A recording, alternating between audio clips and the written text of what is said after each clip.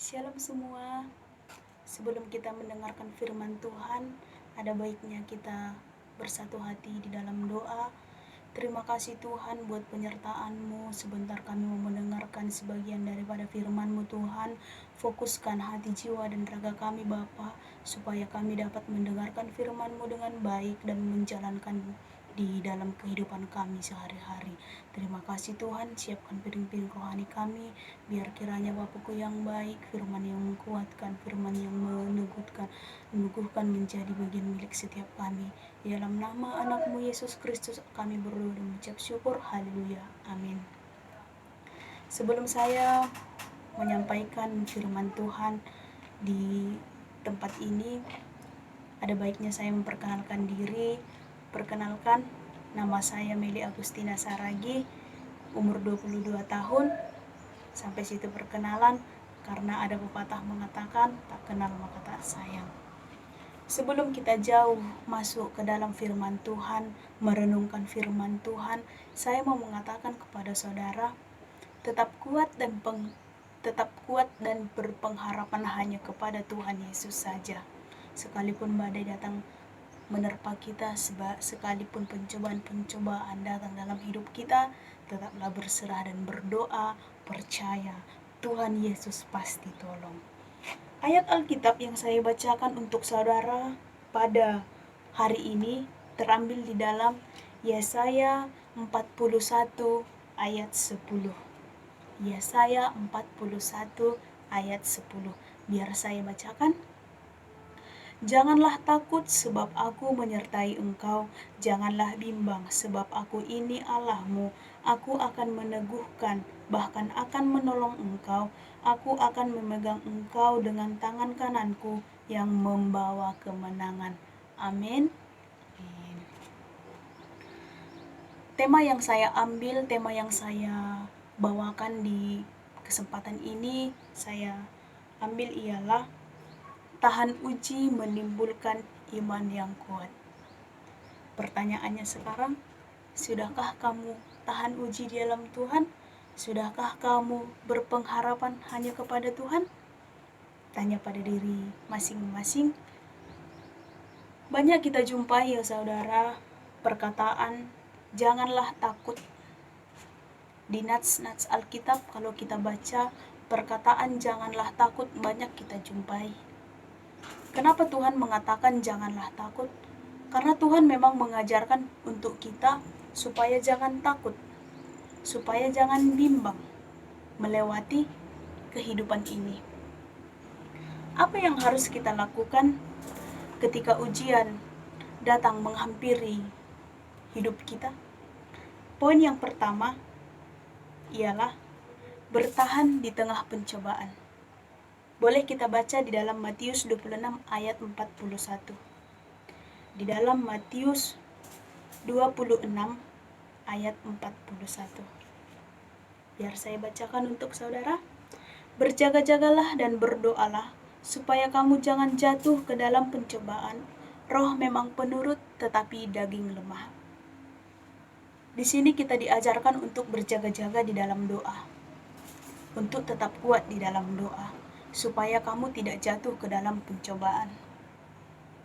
Kadang kita berpikir ya saudara, kadang timbul dalam hati kita, percuma saya berdoa, percuma saya mendengarkan firman Tuhan, percuma saya membaca Alkitab. Tapi di sini diajarkan dan ditekankan, berjaga-jagalah, supaya kamu jangan jatuh ke dalam pencobaan. Enggak ada doa yang sia-sia di hadapan Tuhan. Enggak ada jeritan yang enggak Tuhan dengarkan. Enggak ada tetesan air mata yang enggak Tuhan tampung. Ketika kamu di dalam lembah kegelapan sekalipun, ketika kamu di dalam pencobaan yang kamu pikirkan, kamu enggak akan mampu melewati itu.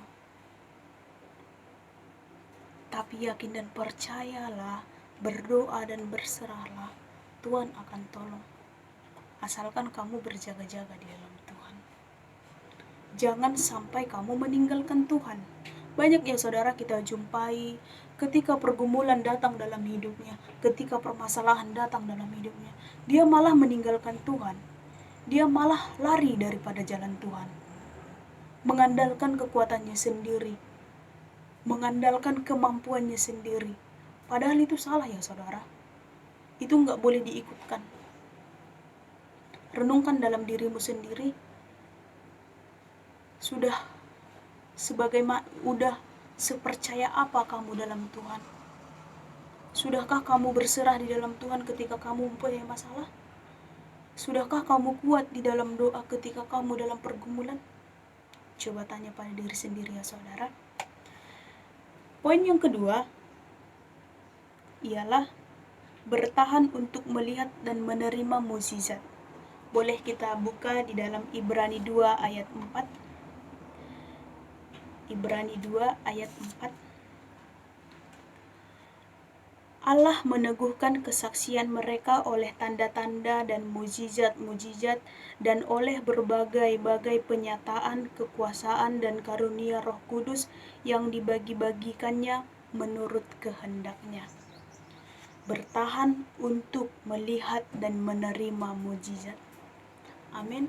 Mukjizat Tuhan masih nyata dalam kehidupan kita, kehidupan saya dan saudara.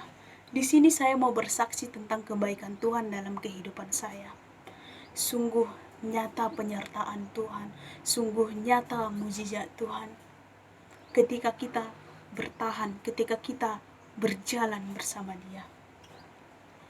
Tanggal 27 November 2020, saya positif COVID. Mendengar itu ya saudara, saya lemah, iman saya lemah, bahkan saya menyalahkan Tuhan. Kenapa harus saya Tuhan? Kenapa harus saya yang terkena? Saya menyalahkan Tuhan. Tapi dengan berjalannya waktu, saya dirawat di rumah sakit 8 hari. Di situ saya merenungkan kebaikan Tuhan dalam kehidupan saya. Saya berdoa, saya membaca firman, saya menyembah Tuhan. Saya nggak malu ya saudara membaca firman, berdoa. Sekalipun di sekeliling saya, di ruangan saya seorang yang beragama Kristen, lainnya itu Muslim, kami ada 8 orang. Tapi saya nggak malu untuk berdoa. Tapi saya nggak malu untuk menyembah Tuhan. Saya nggak malu untuk membaca Alkitab. Saya tetap berdoa. Saya renungkan kebaikan Tuhan dalam hidup saya. Saya menelepon orang tua saya di kampung mengatakan, "Mak, saya positif COVID." Mereka terkejut. Mereka khawatir. Mereka memikirkan yang enggak dalam hidup saya. Bahkan mereka mengatakan, "Nanti kalau kamu sudah sehat Inang, baliklah kamu. Udahlah, selesaikanlah perantauan." Tapi saya nggak menyerah ya saudara. Saya mengatakan, "Ya, iya mak." Begitu saja yang terkeluar dalam mulut saya. Tapi dengan berjalannya waktu, hari demi hari saya lewati di rumah sakit. Mereka rajin menelepon saya, mereka rajin menanya kabar saya. Yang nggak pernah menanya, yang nggak pernah sapa menyapa keluarga saya, abang saya, kakak, menanyakan, "Bagaimana kabarmu dek? Gimana kabarmu nang?" Saya hanya tiap hari itu ditelepon dia saudara. Jadi saya bersyukur terkena penyakit ini, karena melalui ini Tuhan menyadarkan saya bahwa yang peduli sama diri saya itu banyak. Karena 3 tahun saya di Malaysia ini ya saudara, saya hanya berpikir keluarga saya itu hanya mau uang saya, uang dan uang.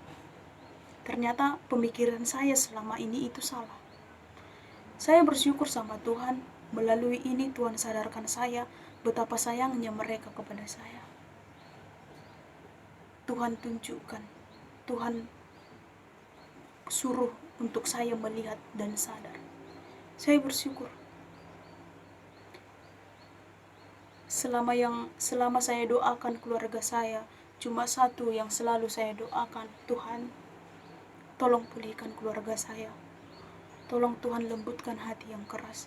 Itu saja yang terus saya bawa dalam doa. Tapi saya yakin dan percaya gak ada doa yang sia-sia, gak ada doa yang percuma. Terlalu yakin dan percaya 1 tahun, 2 tahun, satu persatu saudara keluarga saya akan dipulihkan Tuhan. Sama seperti saya dipulihkan Tuhan di tempat ini. Amin. Jadi saya bersyukur mujizat Tuhan terjadi untuk saya. Tuhan pulihkan saya, Tuhan pulihkan keluarga saya, Tuhan pulihkan hatiku. Ternyata mereka sayang sama aku.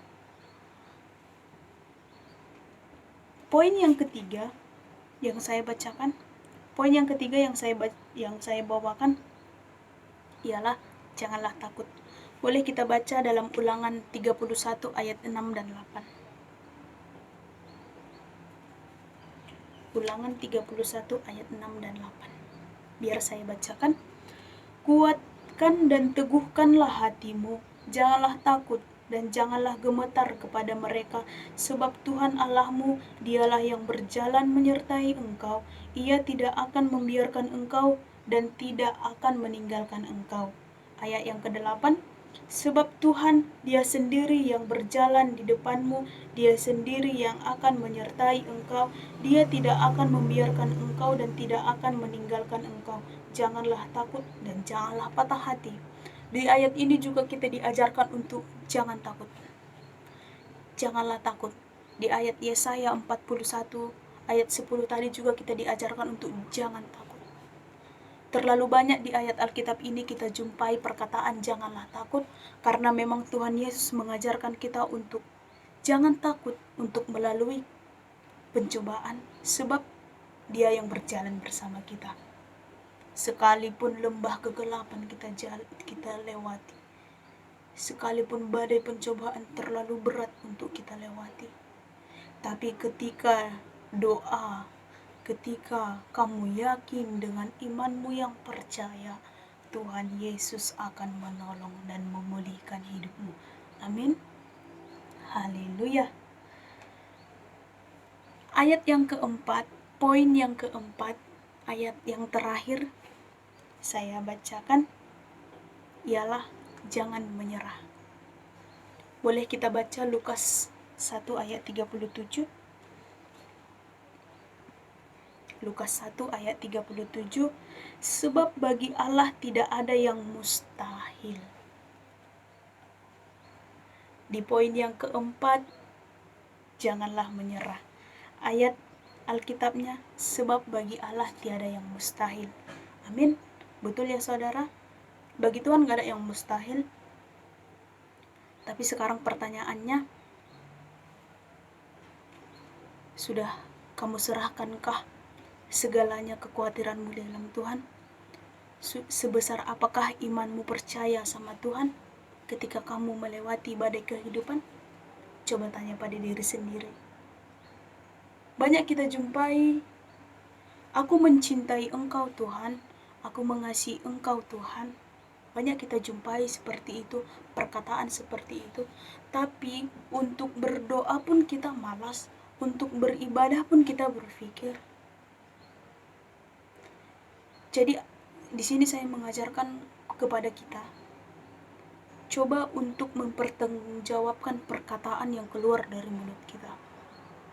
Jangan hanya mudah mengatakan, aku mengasihi Engkau Tuhan, aku menyayangi Engkau Tuhan, aku mencintai Engkau Tuhan. Coba kita renungkan kembali,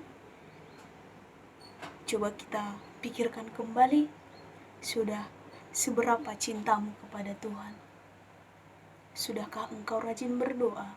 Sudahkah engkau rajin membaca firman Tuhan? Sudahkah kau rajin saat teduh? Coba tanyakan pada diri sendiri. Haleluya. Sekali lagi saya bacakan untuk kita. Yesaya 41 ayat 10, temanya tahan uji menimbulkan iman yang kuat. Poinnya, bertahan di tengah pencobaan. 2. Bertahan untuk melihat dan menerima mujizat Tuhan. Yang ketiga, janganlah takut. Yang keempat, janganlah menyerah. Ada satu lagu yang menjadi tetap kekuatan yang menjadi kekuatan dalam hidup saya, saudara. Lagu ini bisa kita bacakan kalau kita tahu. Ku kan berdiri di tengah badai dengan kekuatan yang kau berikan. Sampai kapanpun ku kan bertahan, karena Yesus selalu menopang hidupku. Tetap semangat, tetap kuat ya saudara. Yang menjadi kesimpulan ayat ini ialah apapun yang menjadi pergumulan dalam hidupmu, janganlah pernah tinggalkan Tuhan, jangan lari daripada jalannya. Setiap pencobaan-pencobaan yang kamu alami itu adalah pencobaan biasa, nggak akan melampaui kekuatan kamu sendiri. Tuhan sendiri yang akan berjalan di depanmu, Tuhan sendiri yang akan menguat teguhkan hatimu. Tetaplah berserah, tetaplah berdoa, minta kekuatan daripada Tuhan. Sampai sini firman Tuhan. Tuhan Yesus memberkati. Shalom.